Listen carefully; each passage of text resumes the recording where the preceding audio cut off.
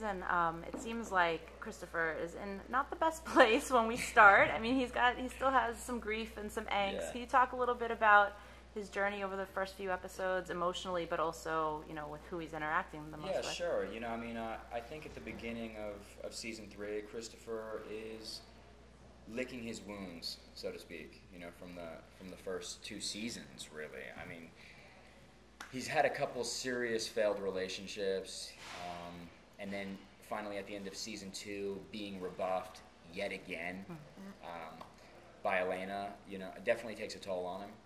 And much like in the original series, how when Bobby was going through a lot of internal turmoil and pain, he would kind of get back to the land, and sort of revert inward.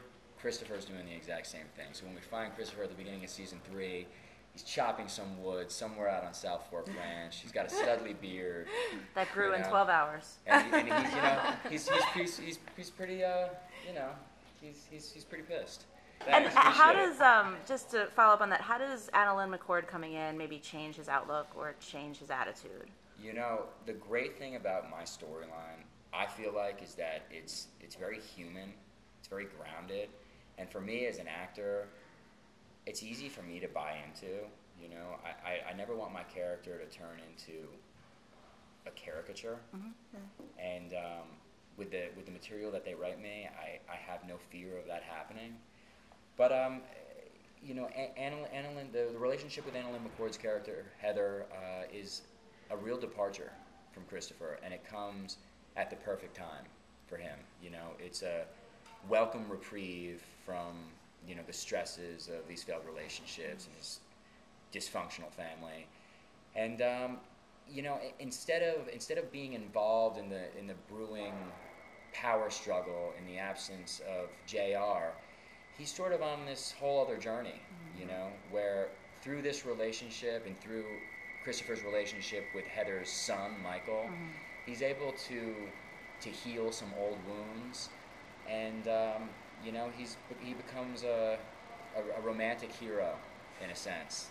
And then once that relationship runs its course, he's able to come back, into the family dynamic and be a lot more mature presence, and and try to heal that family dynamic as well. I mean, there's a lot of healing going on in season 3, and you can tell that just straight off from the titles of the episodes. I mean, it's really about healing.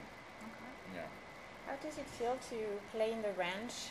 Because it's filled with some memories for Linda and Patrick, and how do you? I love all the scenes that take place at South Fork Ranch, because for me it really pulls me into this world. It just feels so real, so quintessentially Dallas, so Americana. And whether it's horseback riding or chopping wood or fixing a fence, with Patrick in season 2, it just pulls you right into that world. Christopher and John Ross, always at odds, sometimes they're on the same team. Is there much of that this season? Because I know Christopher is on his own journey, but are they crossing a lot? Yeah, there's not really that much conflict yet in the first 2/3 of the episode, but first 2/3 of the episodes of this season. But a couple things have just transpired in the last couple of episodes that we've shot that our worlds are definitely going to collide again in a big way. How much of that is maybe around Elena, or where she falls in with Christopher this season? Because obviously she's got some of her own scheming going on this year. It does definitely center around Elena.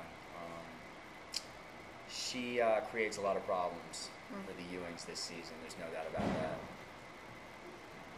And everyone's sort of, there's a lot of role reversals going on this season. I mean, very morally grounded characters are certainly flirting with the dark side, and I think from Christopher's point of view, it's certainly, there's a lot of hurt there, but it's also really about compassion. It's about understanding. Through his experience, I think, over the first 2 seasons, his experience with Heather, being somewhat of a father to her son, and you know, helping her family dynamic. He comes back to his family and really has a greater understanding of what everyone's been through, and he kind of like tries to pull the family back together. Do you feel like he can then forgive Elena for what she's doing because he has this new compassion? You know what? That remains to be seen. Okay. What's your favorite? I haven't decided if I'm going to forgive her yet. Okay. What's your favorite memory of Larry Hagman? Wow. You know, it was just, it was an honor to share the screen with him and to know him for the brief time that I did know him. You know, the first time I ever met the man, before we started shooting the show, he had a dinner, you know, kind of right around sunset at his beachfront condo in Santa Monica, and that was a pretty magical evening, you know, because we were all meeting each other for the first time. It was a great meal. You know, he used to do this thing called a gong bong, which is kind of it's basically everyone links hands, right, while the sun is setting outside, and you go gong bong. I don't know what that means, you know, but it was sort of this spiritual kind of hippie thing that Larry did. Larry was a very spiritual guy. He was the complete opposite of his character. Very warm, you know, engaging personality, great sense of humor. So there was a lot of special moments that